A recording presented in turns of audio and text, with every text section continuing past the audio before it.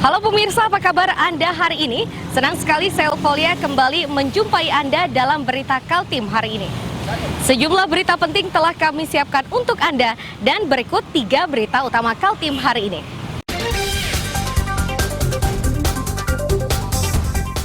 Kantor Dinas ESDM Kaltim akan digugat oleh seorang kontraktor PLTS di Samarinda. Di segmen kedua, kembali kami ajak Anda menyaksikan tayangan berita sepekan seputar Kalimantan Timur.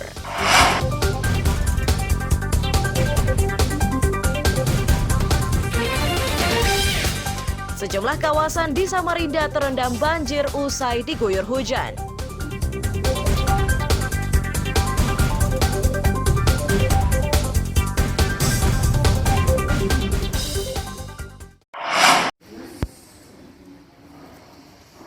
Emmanuel Setiawan, kuasa direksi salah satu perusahaan yang mengikuti tender proyek pembangkit listrik tenaga surya atau PLTS, berencana memperadilkan kantor ESDM Kaltim. Itu dilakukan setelah mendapat kabar jika perusahaannya kalah tender pada lelang 5 proyek PLTS di 5 daerah di Kaltim bernilai puluhan miliar rupiah.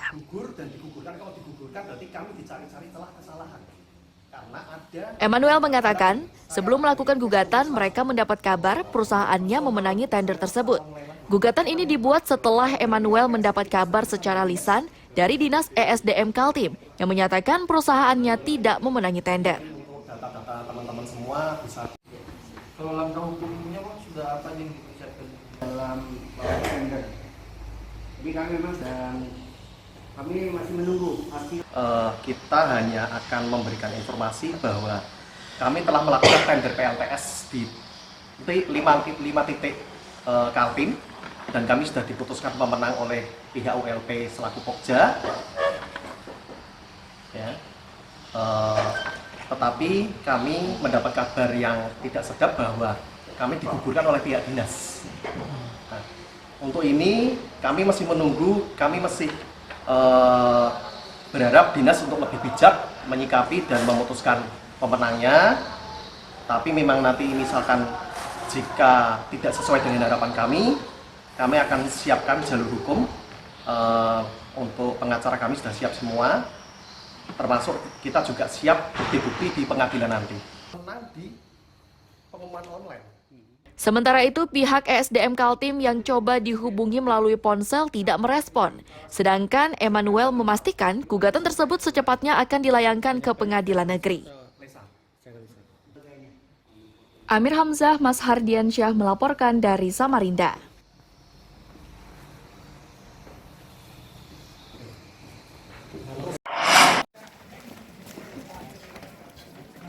Polisi dibantu warga berhasil menangkap seorang pria yang diduga mengalami gangguan jiwa.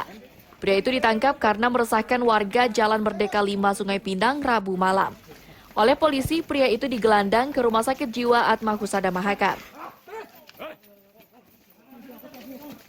Penangkapan ini berlangsung hampir 2 jam karena polisi pelaku menolak melepaskan senjata tajam yang dipegangnya.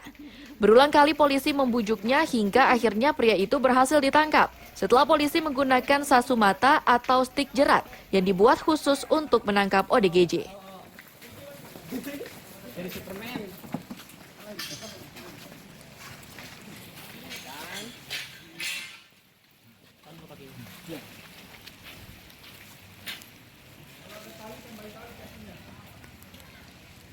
Malam hari ini kami dapat laporan dari Ketua RT 89 bahwa ada salah satu warganya yang terindikasi ODGJ.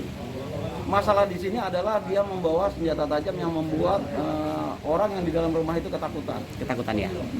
Bang, dalam proses evakuasi tadi, kesulitan apa yang dialami tim di lapangan?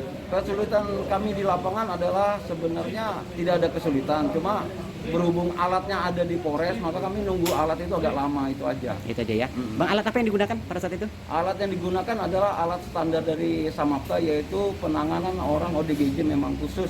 Alat itu untuk menyelamatkan petugas yang ada di lapangan. Warga menyebut pria ini tiba sore hari dengan maksud untuk mendatangi rumah orang tuanya. Akan tetapi pria ini tidak mengetahui jika rumah tersebut sudah dijual. Penghuni rumah seketika diliputi takut dan cemas saat melihat pelaku datang membawa sajam. Ada salah satu warga yang mengamuk di rumahnya karena kan rumah itu sudah dijual sama orang tuanya. Nah, ternyata dia sudah lama nggak kesini. Akhirnya kesini lagi kangen sama rumahnya. Jadi kasihannya menyewa di amuknya kan datang mulai siang tadi sudah di depan masjid dulu kan sudah. Mulai sore tadi sudah. Nah pas jam berapa tadi udah mulai ngamuk di kampungnya sendiri. Iya. Pak, orang ini bawa apa pada saat datang? Ini bawa pisau dapur aja. Pisau dapur ya? Kondisi kejiwaannya gimana sebenarnya, Pak? Jiwanya kalau memang sudah punya kartu memang. Kartu kuning sudah punya ya? Sudah punya kartu kuning memang. Dulu pernah masukkan rumah sakit jiwa. Pas pada tahun berapa itu sempat bunuh nikam orang di depan toko buat di Merdeka tempat itu sempat masukkan karena sudah diterima di informasi di rumah sakit jiwa udah nolak juga karena nggak ada biayai. Pria itu akhirnya berhasil dibawa ke Rumah Sakit Jiwa Atma Husada Mahakam. Sebelumnya, ia pun pernah dirawat di rumah sakit tersebut. Amir Hamzah dan tim liputan melaporkan dari Samarinda.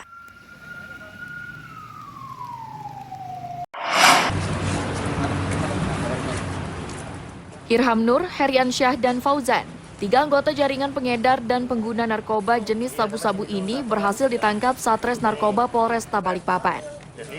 Para pelaku ditangkap dengan barang bukti belasan paket sabu-sabu siap edar. Komisaris Polisi Roganda, Kasat Reskoba Polresta Balikpapan menyatakan, penangkapan ini bermula saat satuannya menangkap Irham Nur di Gunung Sari. Irham mengaku barang terlarang itu dibeli dari Heriansyah dan Fauzan. Hanya dalam tempo 40 menit, keduanya berhasil diringkus. 112 ayat 1 Undang-Undang Nomor 35 Tahun 2009 tentang narkotika.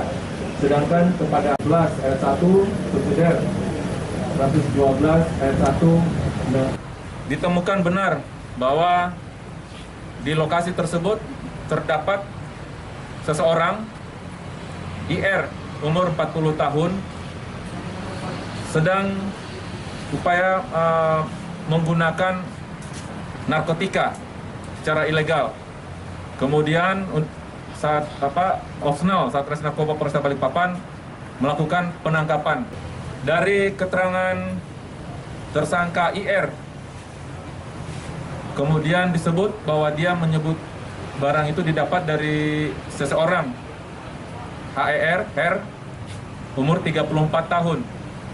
Kemudian Opsnal Satres Narkoba Polresta Balikpapan segera melakukan pengembangan dari pengungkapan pertama pukul 17.30 pada tanggal 5 Juli 2022. Berselang 40 menit kami sudah berhasil mengungkap tersangka HR. Ketiga pelaku sudah ditetapkan sebagai tersangka dan terancam hukuman 5 tahun penjara. Polisi hingga kini masih bekerja karena ada 2 pelaku yang belum tertangkap. Amir Hamzah, David Purba melaporkan dari Balikpapan.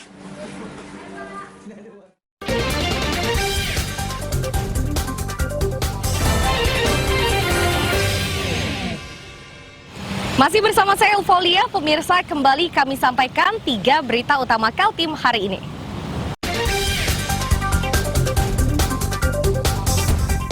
Kantor Dinas ESDM Kaltim akan digugat oleh seorang kontraktor PLTS di Samarinda.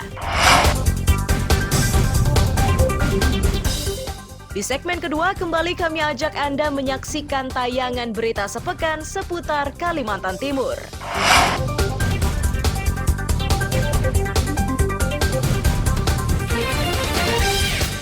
Sejumlah kawasan di Samarinda terendam banjir usai diguyur hujan.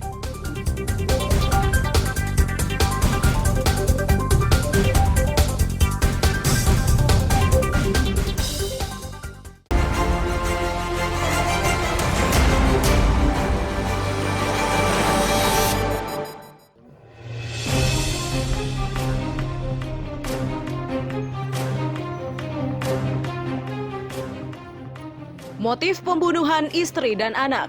Jumat 8 Juli 2022, Longinus Hada yang diduga menghabisi istri dan anaknya ditetapkan sebagai tersangka.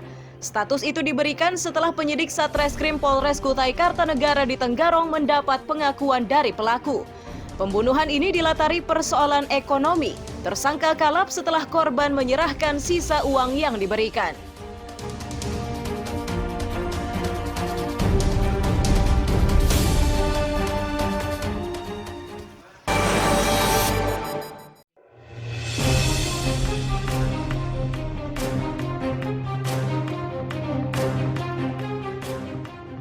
Penangkapan buaya rawa. Sabtu 9 Juli 2022, relawan Samarinda Animal Rescue menangkap seekor buaya rawa yang bersembunyi di parit dekat rumah warga Gunung Belah, Loa Ipuh, Kutai Kartanegara. Penangkapan ini tidak berjalan mudah karena lokasinya sempit dan berpagar tembok. Buaya tersebut akhirnya berhasil ditangkap setelah relawan berupaya selama 2 jam.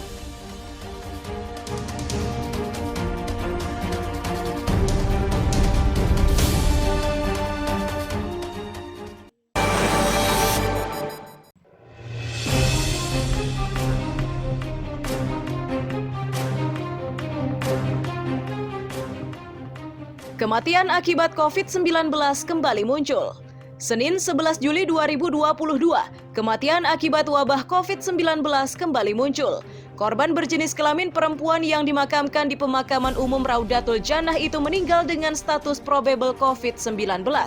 Hanya saja jasad korban COVID-19 dimakamkan tanpa peti jenazah. PMI Samarinda yang bertugas memakamkan jasad mengaku tidak mengetahui sebabnya.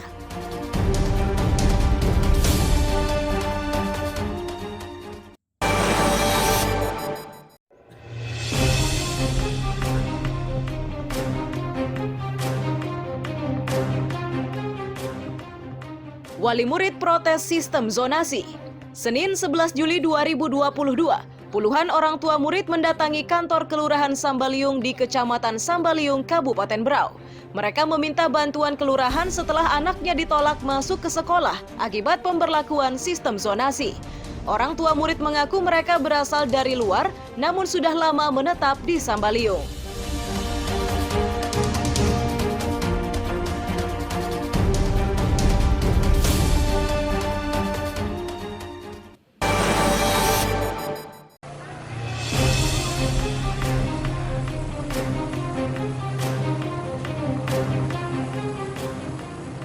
Barak TNI terbakar.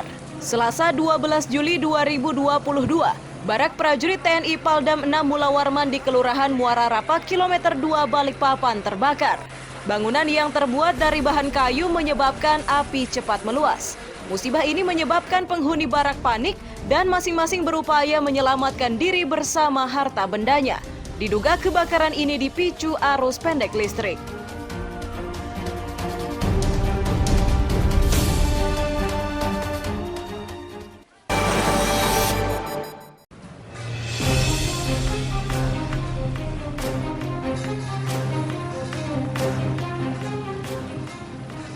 Truk kontainer terguling. Selasa 12 Juli 2022, truk bernomor polisi P9662UR yang mengangkut pipa besi terguling di Jalan Projakal Geraha Indah, Balikpapan Utara. Peristiwa ini menyebabkan 2 minibus, 3 sepeda motor, dan 2 garasi rumah warga rusak tertimpa muatan dan badan truk. Kecelakaan ini dipicu rem truk yang tiba-tiba blong.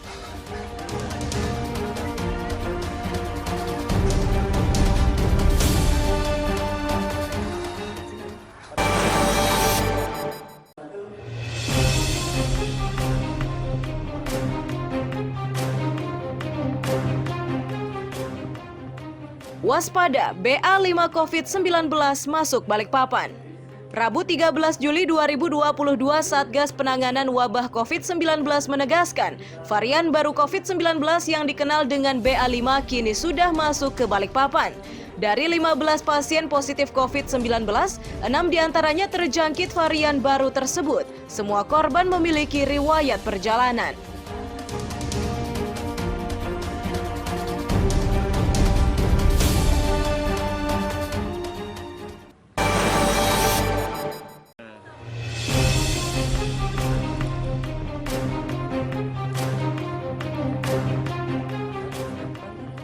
Panen sayuran hidroponik di kampung atas air. Rabu 13 Juli 2022, Kampung Atas Air di Kelurahan Margasari, Balikpapan Barat sukses mengembangkan 2 jenis sayuran dengan sistem hidroponik. Sayuran tersebut yakni sawi daging dan selada. Tanaman hidroponik ini dikembangkan setelah mendapatkan bantuan dari TPST atau Tempat Pengelolaan Sampah Terpadu.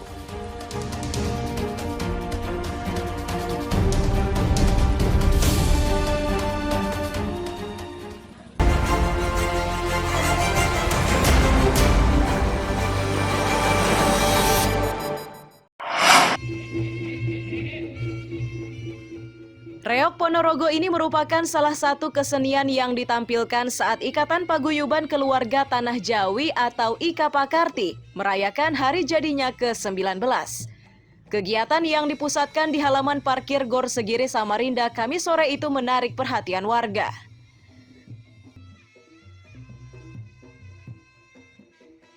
Bagi pecinta seni reok Ponorogo dan kuda lumping, penampilan ini sangat dinanti, mengingat mereka sudah cukup lama menghentikan aktivitasnya akibat penyebaran COVID-19.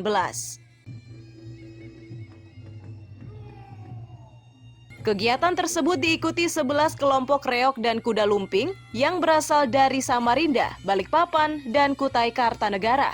Mereka secara bergilir akan menampilkan kemampuannya selama 3 hari. Terutama kita mengadakan untuk HUT ke-19 IKAPAKARTI. Jadi kita ini mengadakan terutama UMKM dan seni budaya. Kita mengadakan seperti ini kan selama pandemi ini kita kan vakum.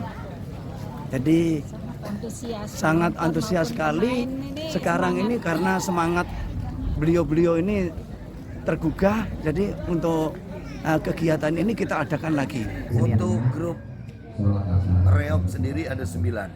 Grup reok sendiri ada 9? 9, kemudian dari kuda lumping ada 2 grup. 2 grup ya. Jadi keseluruhan ada 11? 11 paguyuban. 11 paguyuban ini akan tampil mulai tanggal berapa sampai tanggal berapa? Dari tanggal 14 sampai dengan tanggal 16. Selain reok, pentas seni ini dimeriahkan penampilan beberapa kelompok tari. Mereka akan menunjukkan kemampuan dengan ragam tari untuk reok dan kuda lumping.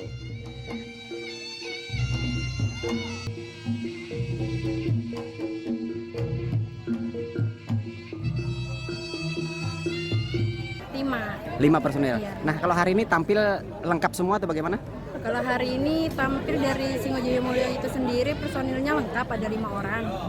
Cuman ada dari 2 paguyuban yang lainnya, itu jadi total semua penari ada 16. 16 ya? Biasanya jenis tari apa yang ditampilkan? Tari obiokan. Ulangi, Mbak? Tari obiokan.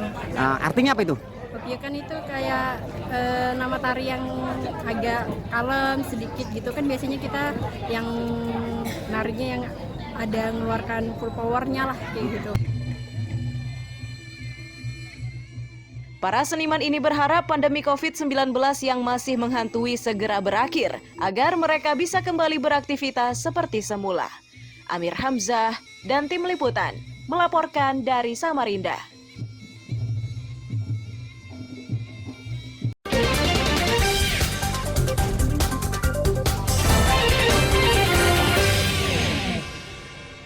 Masih bersama saya Elvolia, pemirsa, kembali kami sampaikan 3 berita utama Kaltim hari ini.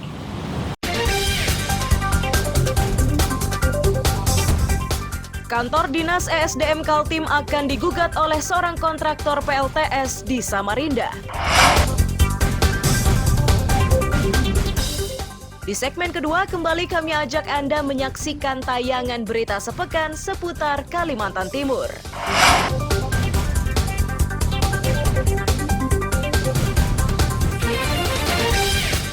Sejumlah kawasan di Samarinda terendam banjir usai diguyur hujan.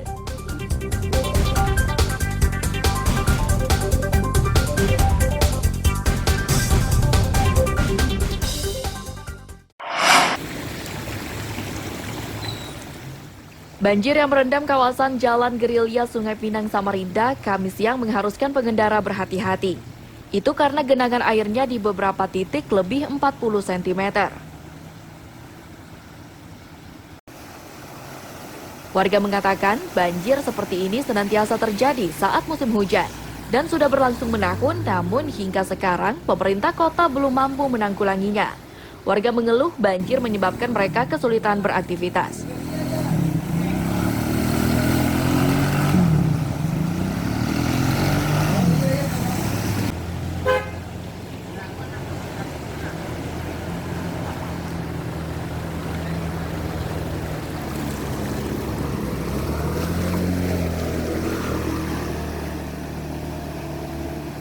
Sepengetahuan saya puluhan tahun sudah, 10 tahun sampai di atasnya lah, di bawah 20 tahun itu sudah ada. Kalau lebih Pak Ya 10 tahunan lebih sudah. Pak, kalau sudah kondisi begini, terganggu nggak aktivitas warga Pak? Bahwa mana ada aktivitasnya begini seperti ini jualannya, siapa yang beli nih ngeliatin orang lewat banjir aja, nggak ada, susah lewat, nggak bisa dilewatin. Kalau sudah banjir, ketinggiannya sekitar berapa Pak? Ya sampai satu segini, kira-kira 50 cm lebih lah.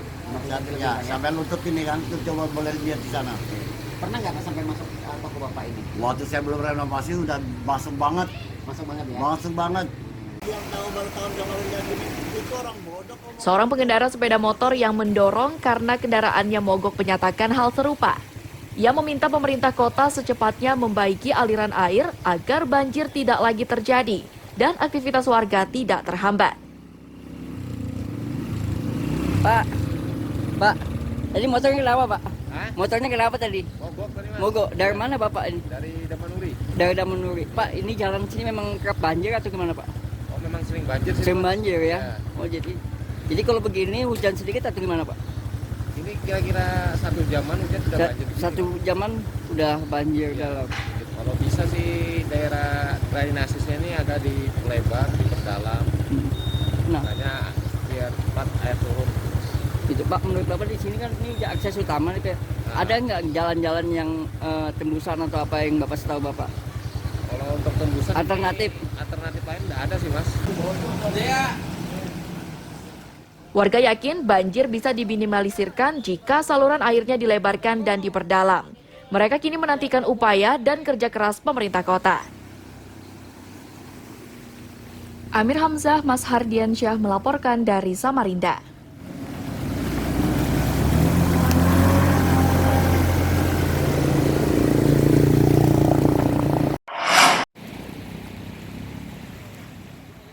Personel patroli BIT 110 Polresta Samarinda Kamis siang membantu warga yang terjebak banjir. Itu dilakukan karena banjir tersebut menghambat aktivitas warga dan pengendara. Saat di lokasi banjir, polisi membantu mendorong kendaraan mogok, mencarikan jalan alternatif, hingga mengangkut warga yang terjebak banjir dengan menggunakan mobil patroli.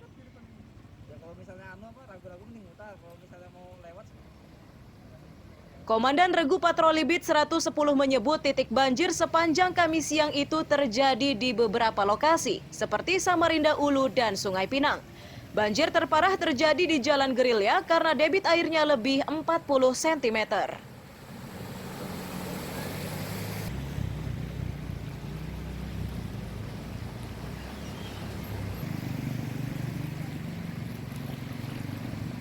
Untuk di wilayah operasional BIT 5 yang terdapat banjir yang saat ini ada di Jalan Gatot Subroto, itu ketinggian air kemungkinan 10 sampai 30 cm. Dan untuk di Jalan Dai Panjaitan, di Jalan Mugerjo itu terdapat genangan air namun bisa dilewati kendaraan R2 dan R4. Dan untuk titik terparahnya banjir saat ini berada di Jalan Gerilya, kemungkinan Jalan Gerilya setinggi lutut orang dewasa dan dapat dilewati kendaraan R4. Namun tidak dapat dilewati kendaraan R2, ada beberapa yang mati dikarenakan banjir. Seorang warga yang baru datang dari Balikpapan terpaksa turun dari dalam mobil karena pengemudinya tak berani melintasi banjir.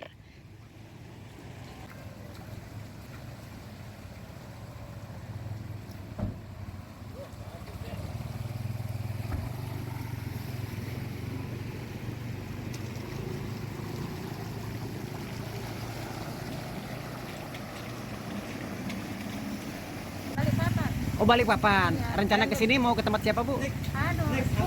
Oh, tempat sepupu di Damanuri ya. Jadi sampai sini tadi gimana ceritanya sampai sini ya, Bu? Dari terminal. Naik mobil. Naik mobil. Grab. Kemudian? Ditemukan di sana, Pak. Alasannya tadi apa, Bu? Banjir. Banjir ya. Nah, kemudian ada teman-teman kepolisian di sini, Bu ya. Iya. Rencana gimana, Bu? Mau diantar atau gimana? Ya mau aja kalau mengantar. Mau diantar, Bu ya. Meski genangan terjadi di beberapa kawasan, namun belum ada laporan evakuasi warga. Amir Hamzah dan tim liputan melaporkan dari Samarinda.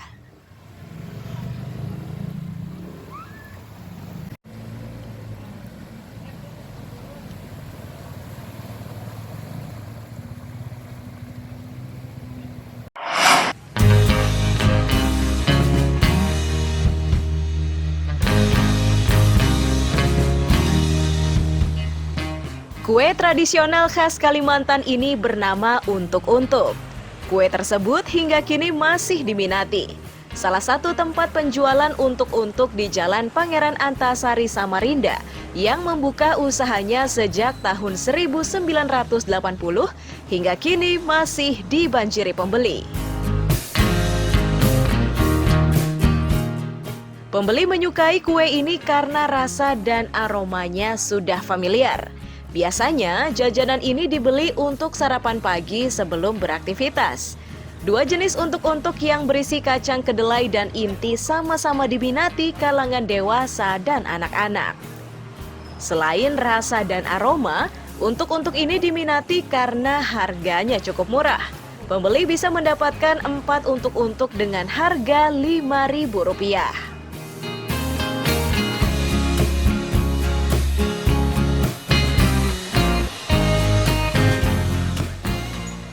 Tutupnya enak tuh, sesuai dengan lidah saya. Bedanya dengan di lain apa? Ya ada beda sih. Renyah juga. Ya, intinya agak renyah. Dan intinya apa agak terasa. Sudah sering beli di sini? Oh sering ini beli sini. Apa biasa beli? Ini untuk. Kenapa beli untuk di sini? Untuk yang paling enak. Oh, beda dengan di lain ya? Ya beda. Biasanya beli yang inti atau yang kacang? Inti kacang. Oh inti kacang. Iya. Langganan memang di sini ya? Iya. Ini yang suka anak-anak dua ini. Adonan Untuk-Untuk ini berbahan dasar tepung, telur, santan, mentega, gula, dan ragi. Diawali dengan membuat adonan tepung bercampur ragi, telur, dan santan. Selanjutnya, adonan tersebut dibiarkan beberapa waktu hingga mengembang. Sebelum digoreng, adonan ini dipotong kecil-kecil dan dibentuk bulat serta diisi dengan kacang atau inti kelapa. Amir Hamzah dan tim liputan melaporkan dari Samarinda.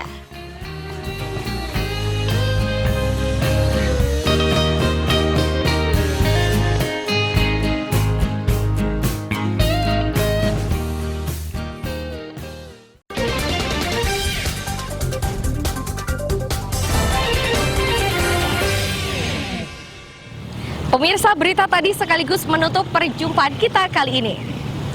Akhirnya saya Eufolia dan tim redaksi yang bertugas mengucapkan terima kasih atas perhatian Anda. Selamat pagi, selamat beraktivitas, sampai jumpa.